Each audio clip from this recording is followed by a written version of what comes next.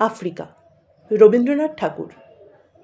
উদ্ভ্রান্ত সেই আদিম যুগে স্রষ্টা যখন নিজের প্রতি অসন্তোষে নতুন সৃষ্টিকে বার বার করছিলেন বিধ্বস্ত, তাঁর সেই অধৈর্যে ঘন ঘন মাথা নাড়ার দিনে রুদ্র সমুদ্রের বাহু প্রাচী ধরিত্রীর বুকের থেকে ছিনিয়ে নিয়ে গেল তোমাকে।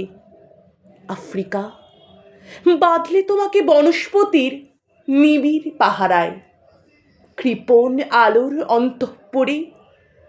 সেখানে নিভৃত অবকাশে তুমি সংগ্রহ করছিলে দুর্গমের রহস্য, চিনছিলে জল স্থল আকাশের দুর্বোধ সংকেত। প্রকৃতির দৃষ্টি অতীত জাদু মন্ত্র জাগাচ্ছিল তোমার চেতনাতীত মনে। বিদ্রুপ করছিলে ভীষণকে, বিরূপের ছদ্মবেশে শঙ্কাকে চাচ্ছিলে হার মানাতে। আপনাকে উগ্র করে বিভীষিকার প্রচণ্ড মহিমায় তাণ্ডবের দুন্ধভিনী নাদে। হায় ছায়াবৃতা, কালো ঘোমটার নিচে অপরিচিত ছিল তোমার মানব রূপ।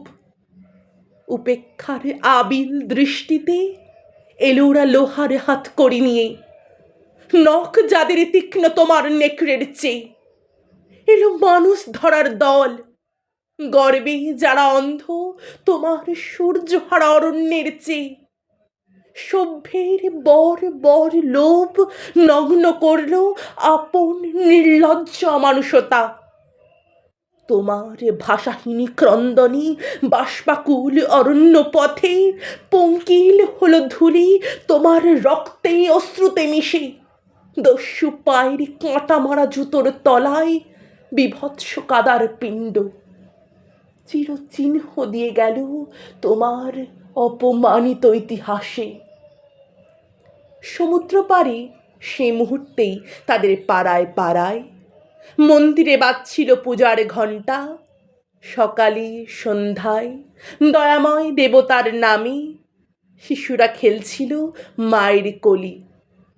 কবির সঙ্গীতে বেজে উঠছিল সুন্দরীর আরাধনা।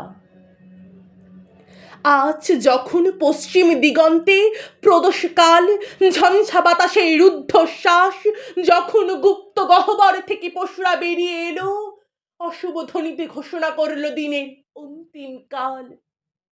এসো যুগান্তের কবি, আসন্ন সন্ধ্যার শেষ রশ্মি পাতে। দাঁড়াও ওই মানহারা মানবীর দাড়ি, বলো ক্ষমা করো হিংস্র প্রলাপের মধ্যে।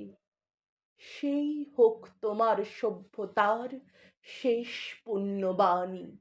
নমস্কার।